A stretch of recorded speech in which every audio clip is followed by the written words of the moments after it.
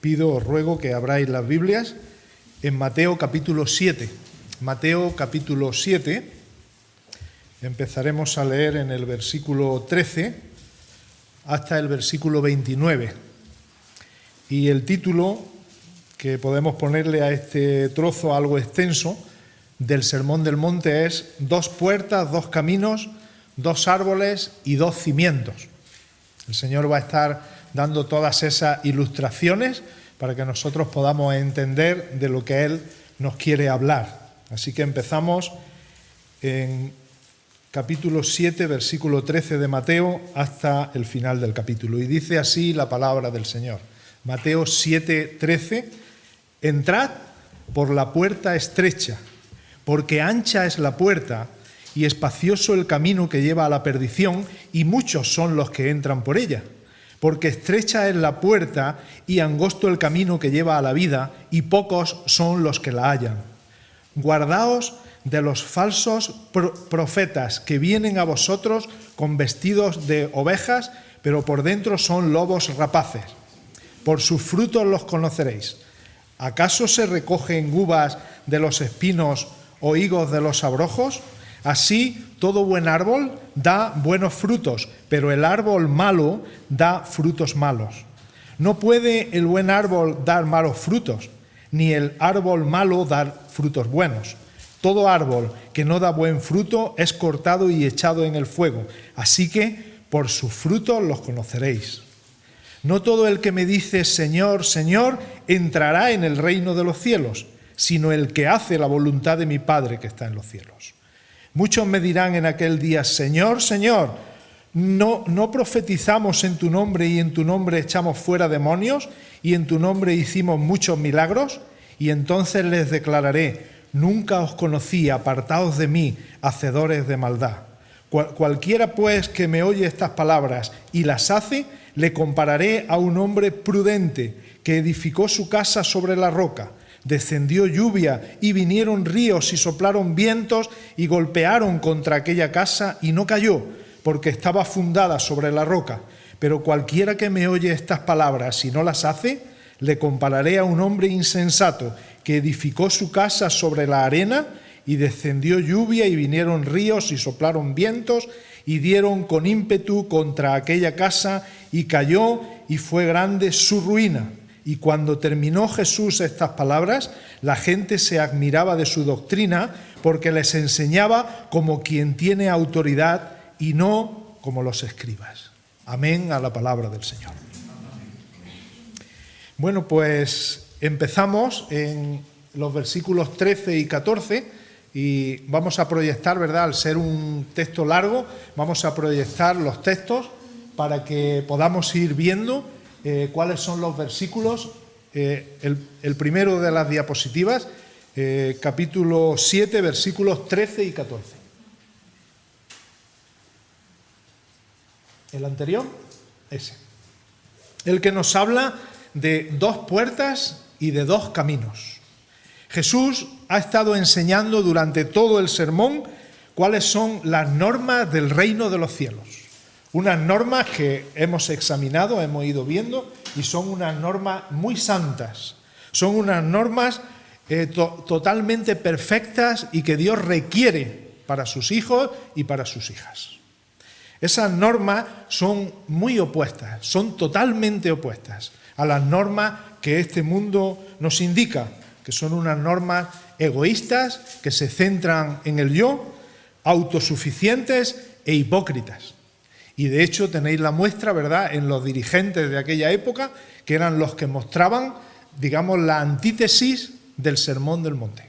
Ellos eran lo contrario de lo que predicaba el Señor Jesús. Él nos ha estado diciendo a lo largo de todo el sermón cómo son los hijos del reino, cuál es su carácter, cómo es su corazón, cuál es el verdadero ADN, como dijimos alguna vez, de los hijos de Dios. Pero todavía hay oyentes entre la multitud que no son discípulos, que aún no han entendido el Evangelio, que aún no han creído en Jesús como su Salvador. Estos al final del sermón, Jesús les hace una pregunta, o varias preguntas, pero utiliza varias ilustraciones para que ellos se pregunten interiormente: ¿voy a entrar en el reino de los cielos o no? Entendemos, ¿verdad? Hay una multitud escuchando a Jesús. Algunos son discípulos, pero otros no. Y Jesús lo que quiere al final del sermón es que se pregunten: ¿yo soy de estos o no soy de estos? ¿Voy a entrar en ese reino de los cielos o no voy a entrar? Porque toda persona que quiera entrar en el reino de los cielos, dice Jesús aquí, tiene que entrar por una puerta. Y toda persona que quiera vivir como un hijo del reino tiene que transitar por un camino. Y Jesús le dice: ahí tenéis las dos puertas y ahí tenéis los dos caminos. Cristo nos enseña que existen dos puertas. Una puerta ancha, por la que muchos entran. Veis el texto como lo dice claramente, y se nos invita a entrar por la puerta estrecha, no por la ancha, por la que muchos entran por ella y que lleva a la perdición, sino dice Jesús: entrad por la puerta estrecha, que es la que lleva a la vida, y no entréis por la puerta ancha, que lleva a la perdición. Jesús nos ofrece entrar por esa puerta que tiene un nombre. Y él, en Juan capítulo 10, versículo 9, dice: yo soy la puerta. El que por mí entrare será salvo. Así que hablar aquí de la puerta estrecha es como hablar de entrar por la puerta que es Cristo. Después Jesús utiliza otra ilustración más, y como digo, hoy el mensaje viene o va de ilustraciones.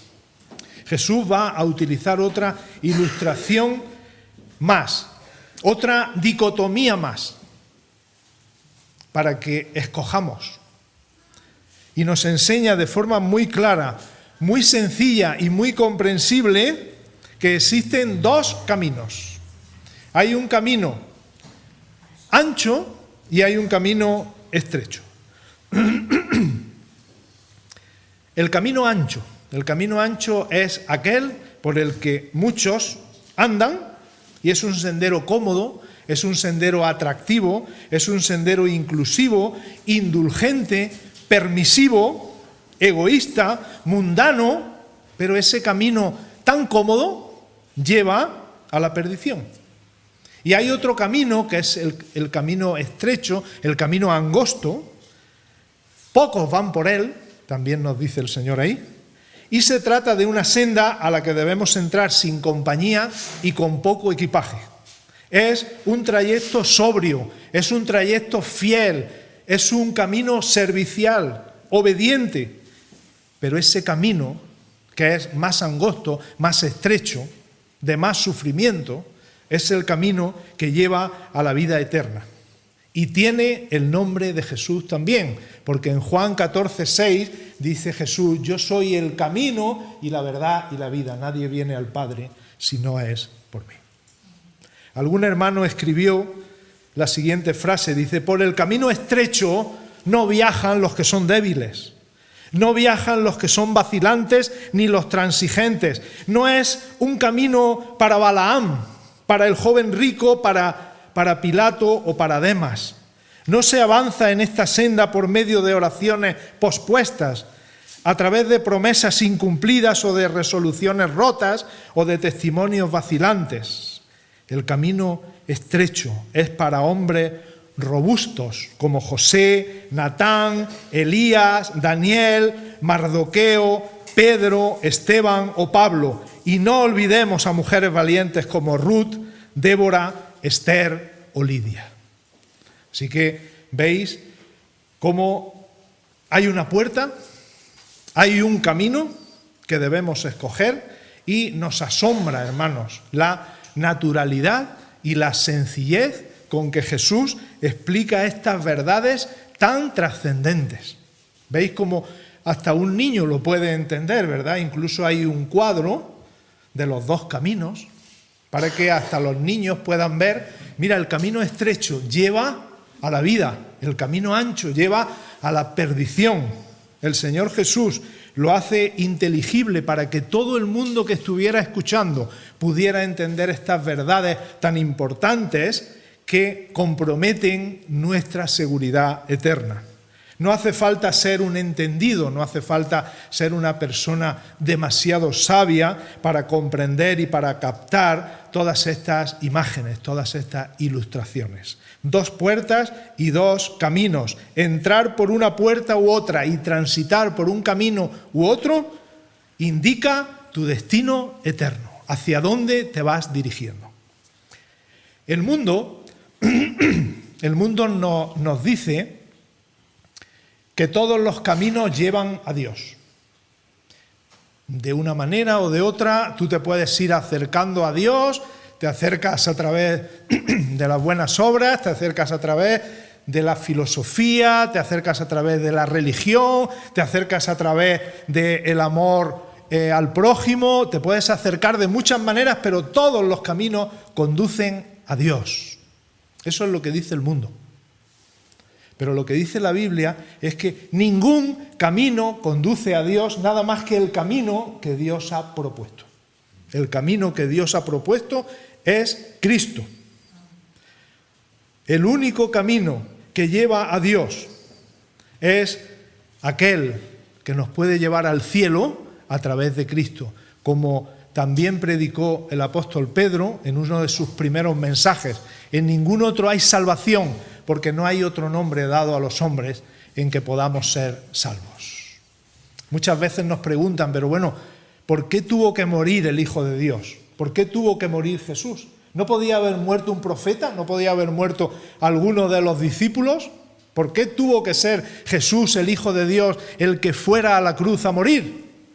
La respuesta la encontráis en este texto de Hechos 4:12. No hay otro nombre dado a los hombres en que podamos ser salvos. Por eso tuvo que morir Jesús, el Hijo de Dios, porque no hay otra solución, porque no hay otra manera, porque Dios no proveyó ninguna solución diferente a la que ya había pensado en la eternidad. Y es que el Cordero debía ser inmolado desde antes de la fundación del mundo. Y eso ya estaba en los planes de Dios, aunque se cumplió en el tiempo, hace 2000 años, pero ya estaba en los planes de Dios desde la eternidad. Así que nosotros también decimos hoy lo que tantas veces se reitera en esta iglesia: solo Cristo salva, no hay salvación fuera de Él.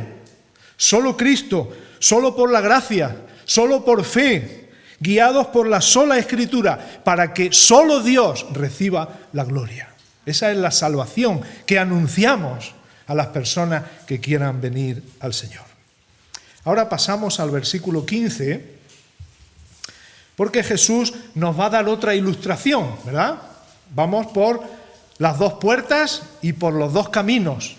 Pero ahora Jesús nos va a hablar de 2 árboles que dan diferentes frutos. Pero antes de empezar a hablar de los árboles, Jesús hace una advertencia especialmente a los discípulos. También sirve para todos, ¿verdad? Porque a las personas, aunque no sean creyentes, se las puede engañar. Pero especialmente para los que son discípulos. Dice el Señor en el versículo 15: guardaos de los falsos profetas, que vienen a vosotros con vestidos de ovejas, pero por dentro son lobos rapaces. A lo largo de toda la historia de Israel, desde el principio, ya empezaron a surgir personas que hablaban en nombre de Dios, que venían como enviados de Dios, pero que realmente eran enviados del diablo. Eran personas que no hablaban la palabra de Dios. Estas personas decían al pueblo lo que el pueblo quería escuchar, les regalaban el oído, eran simpáticos, eran atrayentes, pero su palabra no venía de Dios. Aunque ellos se esforzaran en decir como los profetas de verdad: así ha dicho el Señor. Escuchad. Ellos también decían: así ha dicho el Señor, pero el Señor no les había hablado. Eran personas, como digo, que intentaban inmiscuirse en el pueblo, intentaban ver las necesidades que ese pueblo tenía, y tanto en el antiguo pacto como en el nuevo pacto ha habido personas de este tipo que hablan palabras que no son de Dios, que hablan palabras que no tienen que ver con las Santas Escrituras. A estas personas, y voy a dar ahora algunos textos, no hace falta buscarlos, pero lo dejo para que se grabe. A estos individuos, a estos falsos profetas de los que habla Jesús aquí, que como digo, siempre han existido por desgracia, se les llama en la Escritura, al menos estos nombres: falsos apóstoles, en la segunda a los Corintios 11:13. Falsos hermanos, también en la misma carta 11:26. Falsos maestros, en la segunda de Pedro 2:1. Espíritus engañadores, en la primera Timoteo 4:1 y 2. Se les llama también testigos falsos, Mateo 26:60. Y falsos cristos, Mateo 24:24. Así que veis cómo la palabra de Dios nos advierte frente a estas personas que, como digo, cuidémonos de ellos, cuidado, porque pueden ser personas atractivas, pueden ser personas que hablen cosas que el pueblo quiere escuchar y que la gente les aplauda, pero que no están hablando lo que dice la palabra de Dios. Tenemos un peligro los creyentes, y es que estas personas nos pueden engañar porque son predicadores que se predican a sí mismos y no predican a Jesucristo como Señor. Acordaos de ese texto, ¿verdad?, que ha sido también el versículo lema de algunas iglesias. No nos predicamos a nosotros mismos, sino a Jesucristo como Señor. Estas personas no predican a Jesucristo como el Señor, se predican a sí mismos. Parecen creyentes, pero no son creyentes. Estos predican solamente para enriquecerse, para sacar dinero. No predican por amor al Señor sin esperar nada a cambio, sino predican para obtener beneficio propio. Y habitualmente estos falsos maestros dan malos frutos porque su corazón no ha sido regenerado.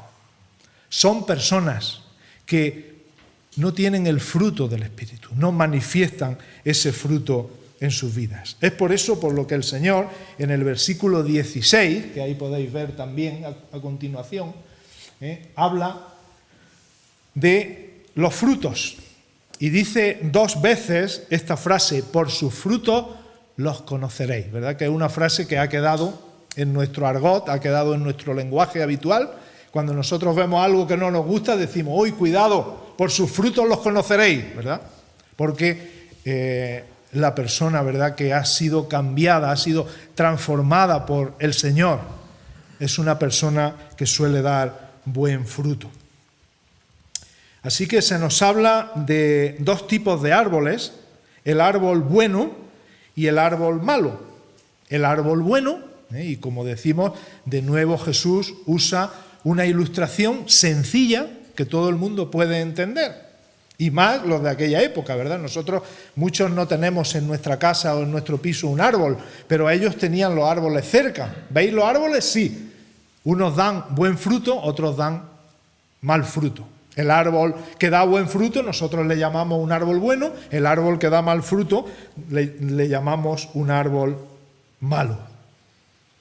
Y dice Jesús aquí: abrid los ojos. El árbol malo no puede dar buen fruto. Es así. Es su naturaleza. Igual, el árbol bueno no puede dar malos frutos. Puede producir algún fruto malogrado, puede dar algún fruto malo, pero eso es excepcional. El árbol bueno da buenos frutos. Ya, pero es que este parece que no es muy bueno. Bueno, alguno puede salir malo, pero la mayoría pueden ser buenos o son buenos. Es importante observar estas diferencias, hermanos. La primera carta del apóstol Juan nos habla de los distintivos de los creyentes de verdad. Y uno es ese. El creyente de verdad no peca, como decía alguno. Yo es que no peco. No. Los creyentes de verdad pecamos. Alguna vez. Pero no practicamos el pecado. Esa es la gran diferencia que establece la primera carta de Juan, si os la leéis despacio. El que es de Dios no practica el pecado. Es decir, su práctica habitual en su vida, lo normal, es el buen fruto. Excepcionalmente da algún fruto malo, pero no siempre. Y al contrario, el que no es de Dios continuamente está dando malos frutos, continuamente peca. Y lo excepcional es que no peque alguna vez. Pero siempre que tiene que tomar una decisión, siempre tira al monte. ¿Por qué? Porque no es de Dios, porque su corazón no ha sido transformado por el Espíritu Santo. Eso es lo que nos está diciendo el Señor aquí. Lo que le está diciendo a los que le estaban escuchando y lo que nos está diciendo también a nosotros. ¿Qué tipo de árbol eres? Cuando tienes que decidir, ¿tú qué decisión tomas? ¿La que dice la palabra de Dios o lo contrario a lo que dice la palabra de Dios, lo que dice el mundo? Cuando tienes una encrucijada en tu vida, ¿qué escoges? ¿Te esfuerzas y te sacrificas por obedecer a Dios? ¿O haces lo que hace el mundo? Así, sin planteártelo. Todo buen árbol da buen fruto. El árbol malo habitualmente da malos frutos. Jesús está hablando aquí de esencia interior, está hablando de condición espiritual, está hablando del corazón, hermanos. Muchas veces sabemos fingir por fuera lo que no somos, pero el Señor está apuntando al interior. El Señor está viendo en los creyentes regenerados por el Espíritu Santo, que son nuevas criaturas, que son nacidos de arriba. Por tanto, buscan las cosas de Dios. Mirad lo que dice el apóstol Pablo. Porque los que son de la carne piensan en las cosas de la carne, pero los que son del Espíritu piensan en las cosas del Espíritu. ¿En qué piensas, hermano? ¿En qué piensas? Es que yo siempre pienso en las cosas de la carne. ¿No será porque eres de la carne? Los que son de la carne piensan en las cosas de la carne. No, yo habitualmente pienso en las cosas del Espíritu. Alguna vez pienso en las cosas de la carne porque el viejo hombre está en mí. Amén, hermano, claro que sí. Pídele perdón al Señor. Puede ser, claro que sí. Pero si estás siempre pensando en las cosas de la carne, tú no eres del Espíritu, tú eres de la carne. Eso es lo que nos está diciendo la palabra de Dios aquí. Dice otro texto también en la carta de Corintios 2:14, pero el hombre natural no percibe las cosas que son del Espíritu de Dios porque para él son locura y no las puede entender porque se han de discernir espiritualmente. El hombre natural no percibe las cosas que son del Espíritu. En esta misma línea, ¿verdad? De el buen árbol dando buenos frutos. Pasad a la siguiente. Porque ahora vamos a ver cómo el Señor nos da en el versículo 21, nos da de nuevo otra advertencia, una palabra de exhortación. Dice en el versículo 21, no todo el que me dice Señor, Señor, entrará en el reino de los cielos. Sigue de nuevo el Señor confrontando a los que estaban oyéndole y confrontándonos también a nosotros, que somos discípulos suyos. No todo el que me dice Señor, Señor, entrará en el reino de los cielos. Este trozo, ¿verdad?, del 21 al 23, habla de los desconocidos para Dios. ¿Quién son aquellos a los que Dios conoce y quién son aquellos desconocidos para Dios? Los desconocidos, ya hemos dicho quiénes son. Los que entran por la puerta ancha, los que transitan por el camino espacioso, los falsos maestros, si se da el caso, los que dan fruto malo, los que no han nacido de nuevo. Y esas personas, dice el Señor aquí en el texto, que muchos de esos, versículo 22, dirán en aquel día, Señor, Señor. Es decir, irán a Dios y le hablarán diciéndole, Señor, Señor. La palabra Señor sabéis lo que significa, ¿verdad? Dueño absoluto. Es decir, son personas que hablan de Dios como el Señor. Y le dicen Señor, Señor, y lo dicen 2 veces porque son personas que suelen tener en su boca al Señor. Señor, Señor. Pero ¿qué hacen mal? ¿Qué hacen mal? Van a presentarse delante de Dios y le explican a Dios los méritos, las buenas obras que ellos han hecho. Mirad lo que dice el 22. Muchos me dirán en aquel día, Señor, Señor, ¿no profetizamos en tu nombre? Y en tu nombre echamos fuera demonios y en tu nombre hicimos muchos milagros. Es decir, se presentan delante de Dios diciéndole, Señor, nosotros venimos delante de ti con nuestras obras, con nuestros méritos. ¿No hemos predicado de ti, Señor? ¿No hemos echado demonios? ¿No hemos hecho milagros en nombre tuyo, Señor? ¿Qué ocurrirá en ese día que la Biblia llama el día del Señor? Ese día en el que todos compareceremos ante el juez de toda la tierra. En ese instante, muchos de los que usan a menudo el nombre del Señor, porque son profesionales de la religión, hermanos, se acercarán a Jesús, el juez de todos, para reclamar su lugar en el reino. Ellos dirán, te presento mis milagros, te presento las predicaciones, te presento mis exorcismos, y eso debería ser un salvoconducto para que tú me conocieras. Pero para tener la vida eterna no sirven las obras, por muy buenas y espectaculares que éstas sean. Solo nos podemos salvar a través de la obra de Cristo y no a través de nuestras obras. Es por eso por lo que Cristo dice, no conozco a estas personas. No son ovejas de mi redil, no son míos. Por tanto, les ordenará que se alejen de él, porque son hacedores de maldad. Fijaros el contraste. Al principio hemos visto cómo habla de los que hacen la voluntad de su Padre que está en los cielos.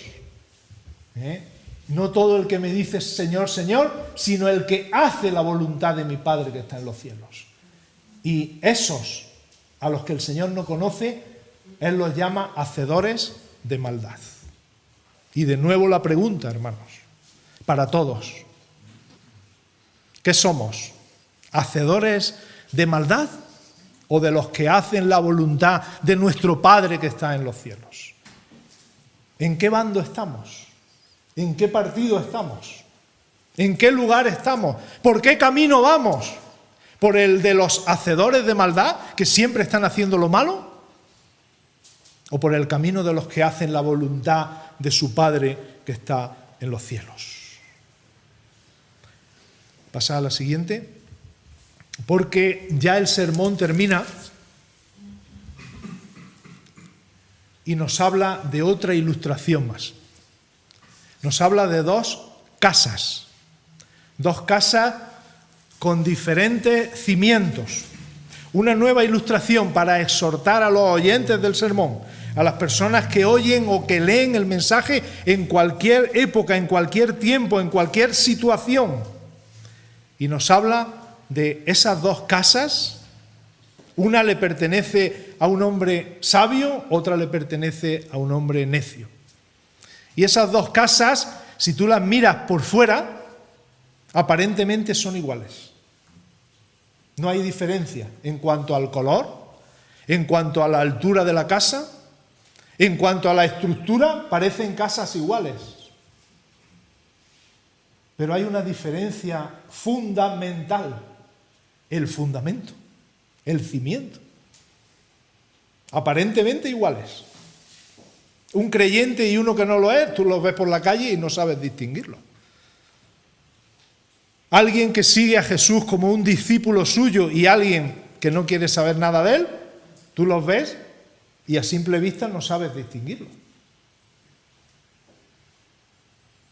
¿Cómo se sabe cuál es la casa que está fundada sobre la roca ¿Y cuál es la casa que está fundada sobre la arena? ¿Cómo conocemos que son casas distintas? ¿Cuando hace un sol como el de hoy? No, ¿verdad? Cuando todo va muy bien. Las casas están allí, nosotros las vemos, son del mismo color, vamos a suponer. Son igual de altas, están las dos igual de bien hechas. Y decimos, está todo bien.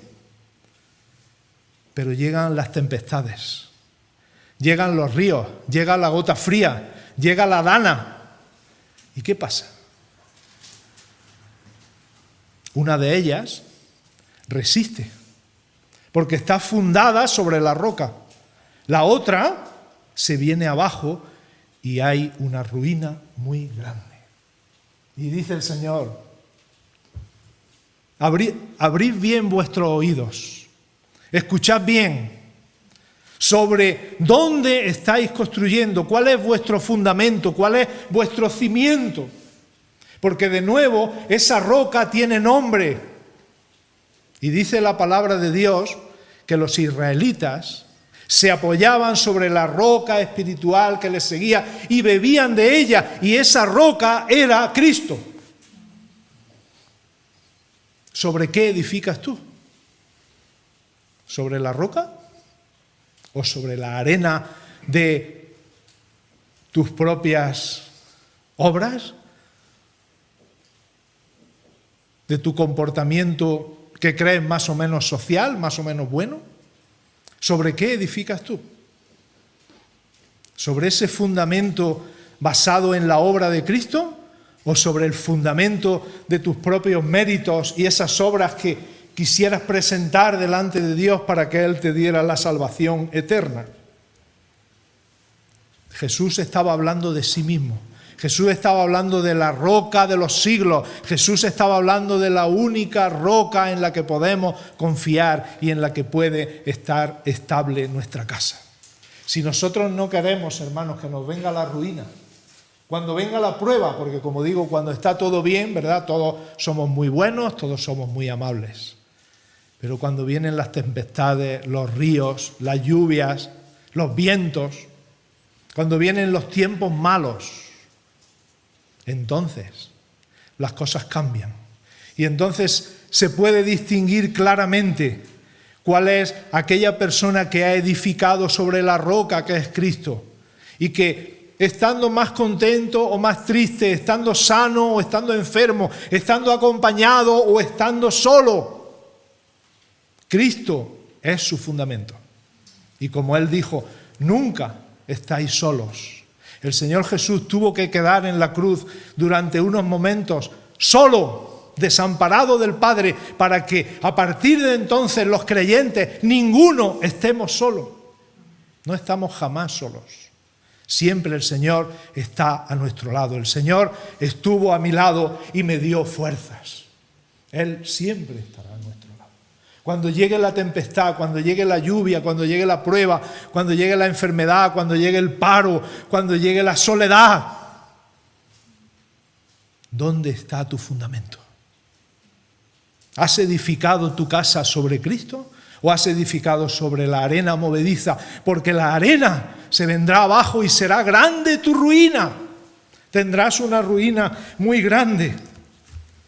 Jesús confronta a sus oyentes sobre qué cimiento edificas, sobre Cristo o sobre esa arena. ¿Cuál será tu final?